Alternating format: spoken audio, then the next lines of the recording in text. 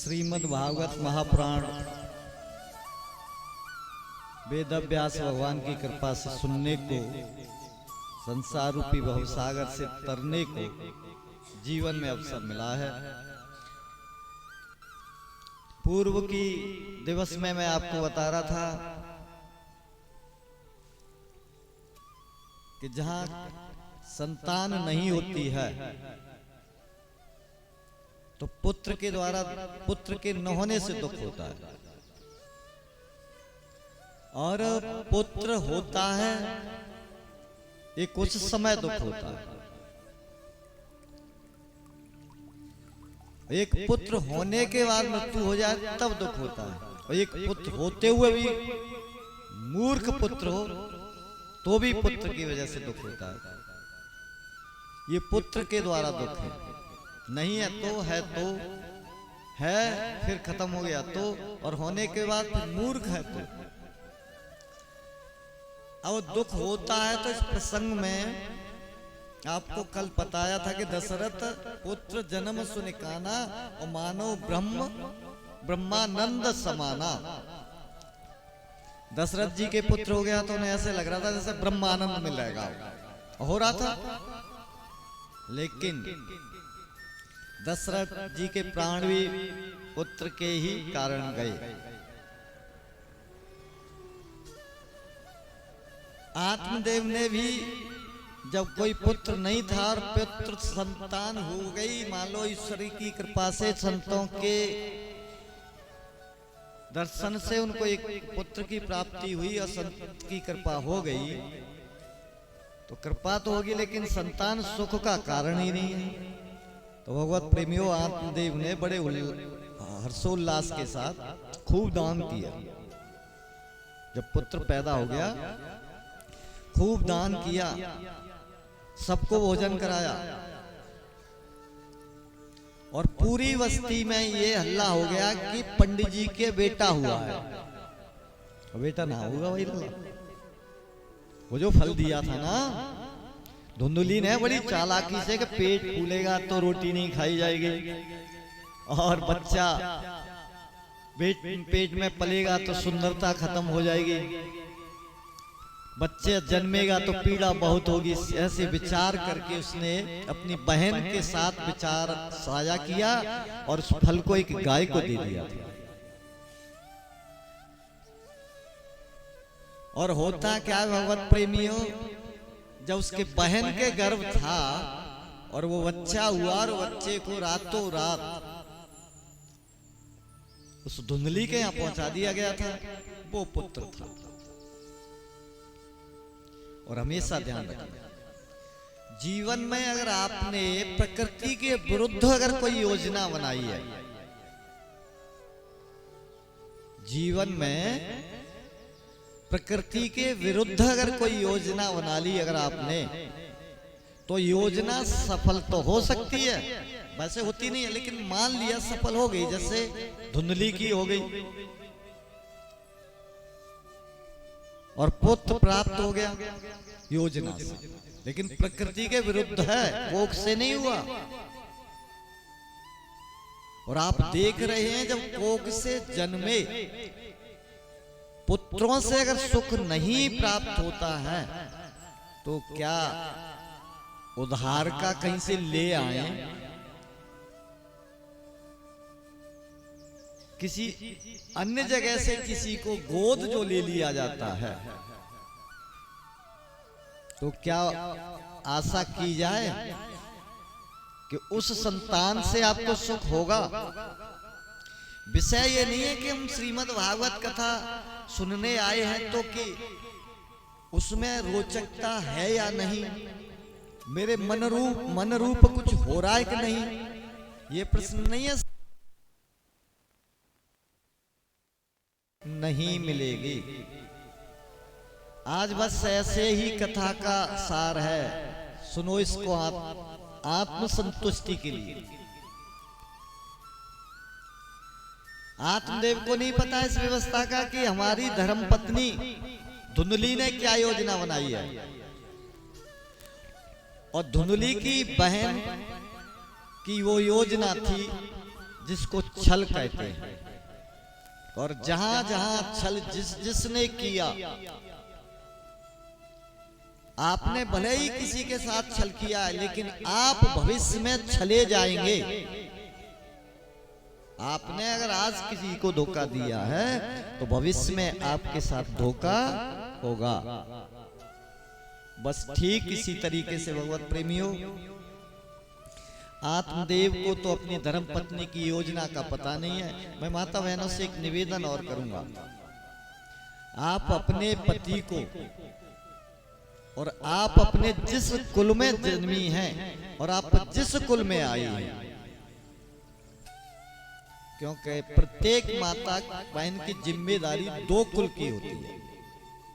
एक उस कुल की जिस कुल में जन्मी है और एक वो कुल जिस कुल में जाएंगी, दोहरी जिम्मेदारी। माताओं बहनों, आपका कुल जिसमें जन्मी है वो कुल कुछ भी रहा हो, आपके लिए वो कुल दुनिया के सब कुलों से सर्वश्रेष्ठ है। आप अपने कुल का त्याग नहीं करेंगे। कुछ लोग वर्ण संकर संतान पैदा करने के लिए अपने कुल के, अपनी जाति के, अपने धर्म के लोगों को छोड़ करके अन्य कुल धर्म के लोगों को स्वीकार करते हैं।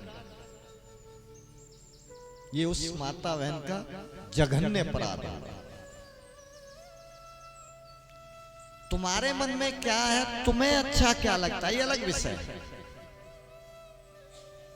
लेकिन माता बहन पर दो कुलों की जिम्मेदारी है।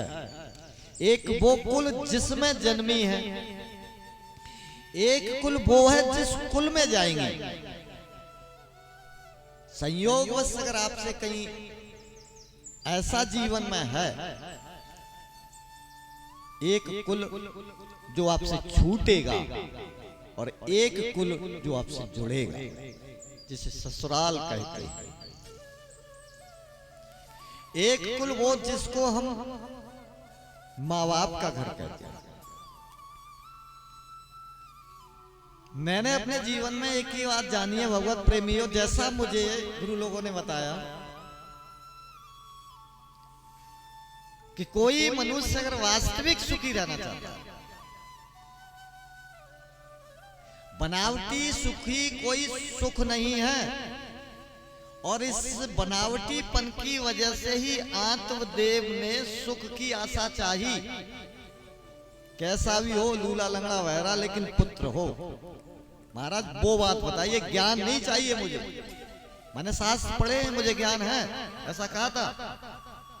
आत्मदेव ने पुत्र प्राप्ति के लिए साधु से ये कहा था कि मुझे ज्ञान की आवश्यकता नहीं है, मुझे पुत्र की आवश्यकता है। और इस पुत्र को कृत्रिम रूप से प्राप्त किया गया, गर्भ से नहीं। और उस धुंधली की बहन की सलाह थी भगवत प्रेमियों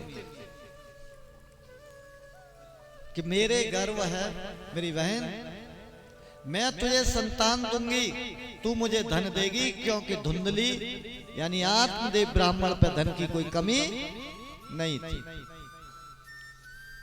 और वो कुचक्र चलाया उस धुंधली की बहन ने कि जब उसके पुत्र हुआ तो अपने पति से कहा कि इस पुत्र को आप ले जाएं और आत्मदेव ब्राह्मण जो रिश्तेदार हैं आपके, उन्हें दे के आइए और इसके बदले में वहां से धन लेके आए।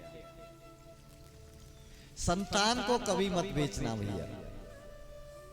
दूध और पूत बेके नहीं जाते हैं, लेकिन यहाँ दूध और पूतों के ही भाव किए जा रहे हैं कि मुझे तो इतना चाहिए और दूध में पानी मिला के पूरा लीटर भी करना चाहिए।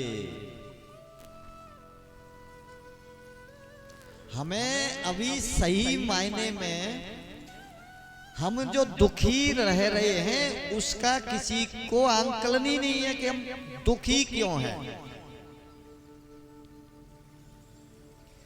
सही समझ रखना चाहते हो या सही समझना चाहते हो तो आपको पता चलेगा। अगर आप दुखी हैं जीवन में तो मात्र आपका कोई वो मर्यादा विरुद्ध कार्य किया गया है, जिसका परिणाम है, जिसे कहते हैं दुख। आज आत्मदेव ने बड़े हर्षोल्लास के साथ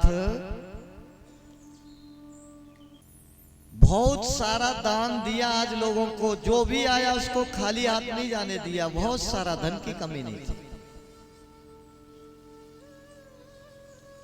सभी लोगों को भोजन कराया।